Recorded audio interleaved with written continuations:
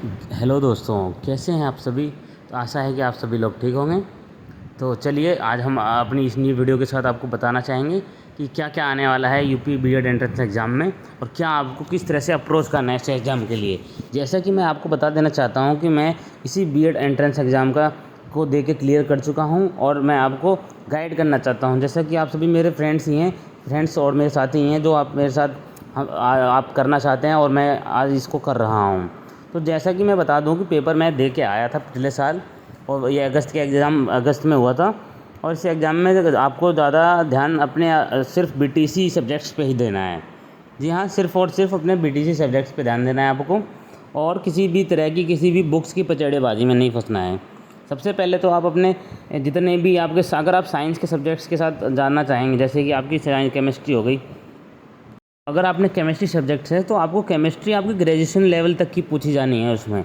तो अगर आपकी केमिस्ट्री पर अच्छी अप्रोच नहीं है, साइंस का क्वेश्चन जो होते हैं वो ग्रेजुएशन लेवल के आते हैं। उसमें केमिस्ट्री से काफ़ी केमिकल रिएक्शंस के क्वेश्चंस आते हैं।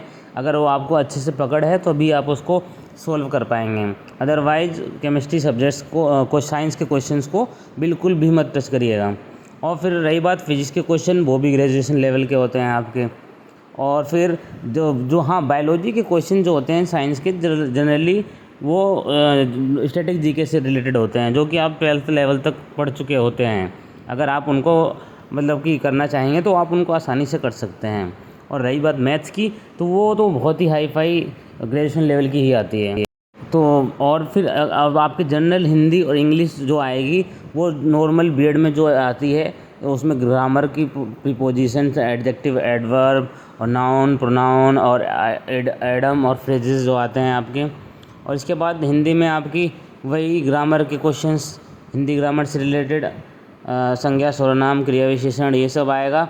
और ख़ास तौर पे आपका मतलब वही फिर मुहावरों के अर्थ और ये सब पूछेगा।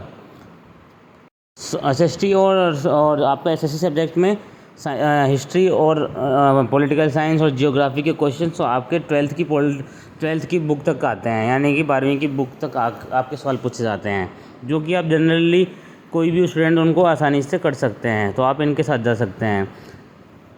अभी पेपर में घबराने की ज़रूरत नहीं है। किसी तरह का अलग से बीएड कोई एंट्रेंस एग्ज़ाम नहीं है, नॉर्मली ही एंट्रेंस एग्ज़ाम है, जो कि बीटीसी स्टूडेंट्स अपने सब्जेक्ट्स पे अगर पकड़ बनाए रखते हैं, जो कि इन्होंने बीटीसी में पढ़े हुए हैं। जो वही क्वेश्चन आते हैं, आपने देखा होगा कि हर सेमेस्टर में हिंदी का पेपर, इंग्लिश का पेपर, एसएसटी का पेपर, साइंस का पेपर, मैथ्स का पेपर, इंग्लिश का पेपर, तो यही पेपर इसमें भी आता है। बिल्कुल साइकोलॉजी आपकी पूरी की पूरी बीटीसी पे बेस्ड होगी। मैं बार बार कह रहा हूँ, ध्यान देना इस पर।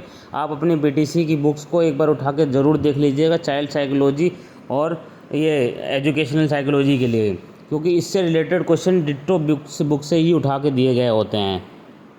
साथ मैं आपको ये जानकारी यहीं पे अपनी वाणी को विराम देना चाहूँगा। तब तक के लिए अपना ख्याल रखें और खुश रहें और अच्छे से एग्ज़ाम की तैयारी करें।